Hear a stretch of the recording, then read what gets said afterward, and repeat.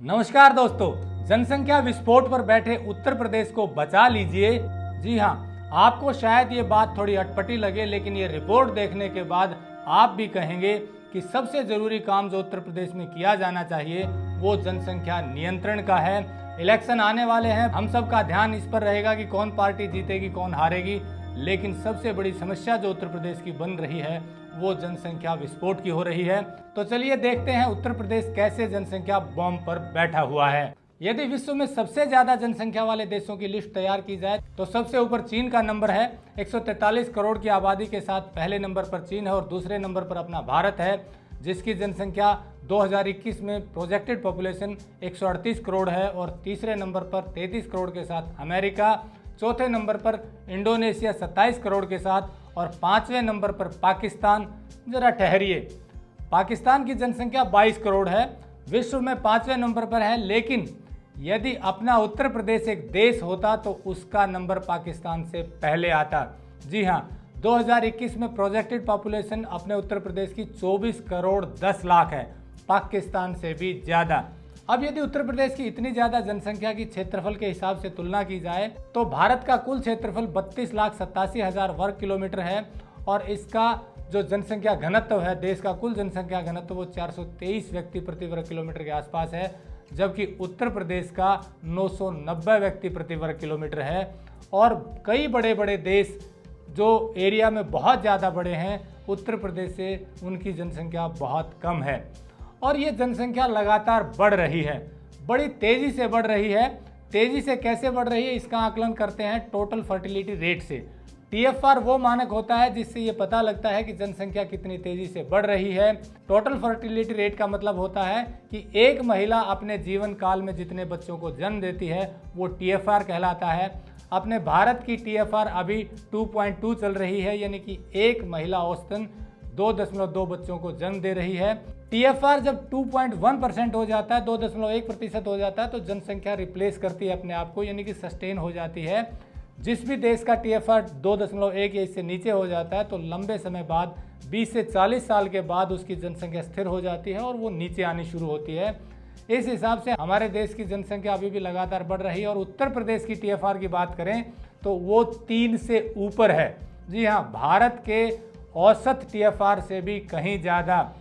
इससे ज़्यादा सिर्फ एक राज्य की TFR है, वो बिहार है, उसकी 3.1 से ज़्यादा है। बिहार के बाद उत्तर प्रदेश का नंबर आता है और ये TFR अगर यूं ही चलती रही तो उत्तर प्रदेश की स्थिति और भी भयानक होने वाली है। यानी कि अगले 10 सालों में उत्तर प्रदेश की जनसंख्या हो सकता है 30 करोड़ को भी पार कर जाए यदि यह स्थिति चलती रहे। अब इसकी तुलना अपने राज्यों से करते हैं। इतनी ज़्यादा जनसंख्या का वहाँ की जनता पर क्या असर आया है। हमारा देश कृषि प्रधान देश है। उत्तर प्रदेश में यदि कृषि के आंकड़ों पर नज़र डालें तो उसमें 92% किसान लघु या सीमांत किसान हैं, स्मॉल एंड मार्जिनल फार्मर हैं। जो छोटे किसान हैं उनके पास 1 एकड़ से भी कम ज़मीन है और कुछ किसानों के पास 3.5 एकड़, यानी कि 92% किसानों के पास 3.5 एकड़ से भी कहीं कम ज़मीन है। और इतनी कम ज़मीन होने के कारण उनका रोज़गार ज़मीन में हो नहीं पाता, मिल नहीं पाता, इसीलिए माइग्रेशन होता है। आप देखेंगे देश भर में हमारे उत्तर प्रदेश से लोग काम की तलाश में बाहर जाते हैं, काम करते हैं। दूसरे नंबर पर बिहार आता है, क्योंकि बिहार की स्थिति भी उत्तर प्रदेश जैसी ही है या कहीं उससे भी ज़्यादा खतरनाक है। इसका विश्लेषण हम अगले वीडियो में करेंगे। तो उत्तर प्रदेश में और क्या इफेक्ट आया है ज़्यादा जनसंख्या का, देखिए। टोटल GDP की बात करें, ग्रॉस डोमेस्टिक प्रोडक्शन स्टेट की, तो सबसे ज़्यादा GDP है महाराष्ट्र की, दूसरे नंबर पर तमिलनाडु की, तीसरे नंबर पर उत्तर प्रदेश की है। महाराष्ट्र की सालाना GDP है 28,18,000 करोड़ और तमिलनाडु की 19,43,000 करोड़ और उत्तर प्रदेश की 17,05,000 करोड़, यानी कि उत्तर प्रदेश तीसरे नंबर पर है। अब इसको पर कैपिटा इनकम से नापते हैं।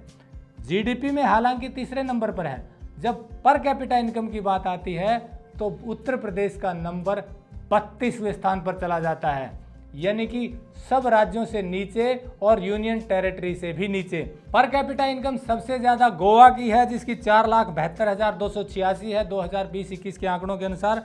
और उत्तर प्रदेश की पर कैपिटा इनकम 65,431 रुपये है।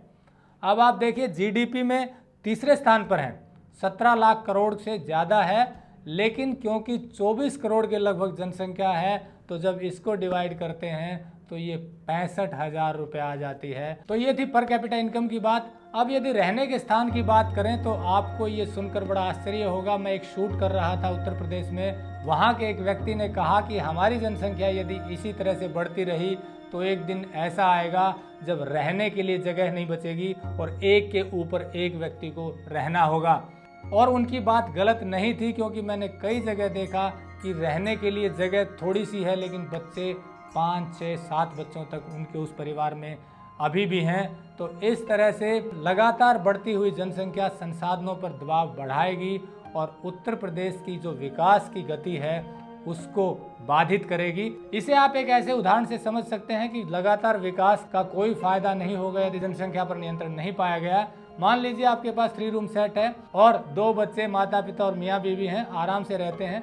अब कल्पना कीजिए उसी 3 रूम सेट में एक फैमिली और आ जाती है तो आप जैसे तैसे एडजस्ट कर लेंगे, लेकिन एक और आ जाए तो क्या स्थिति होगी। यही स्थिति हमारे देश के साथ हो रही है और सबसे ज़्यादा उत्तर प्रदेश के साथ हो रही है। तो ऐसे में 2 बच्चों की नीति लागू करना बेहद जरूरी है। हालांकि जब इसकी बात होती है तो इसे राजनीतिक विरोध झेलना पड़ता है।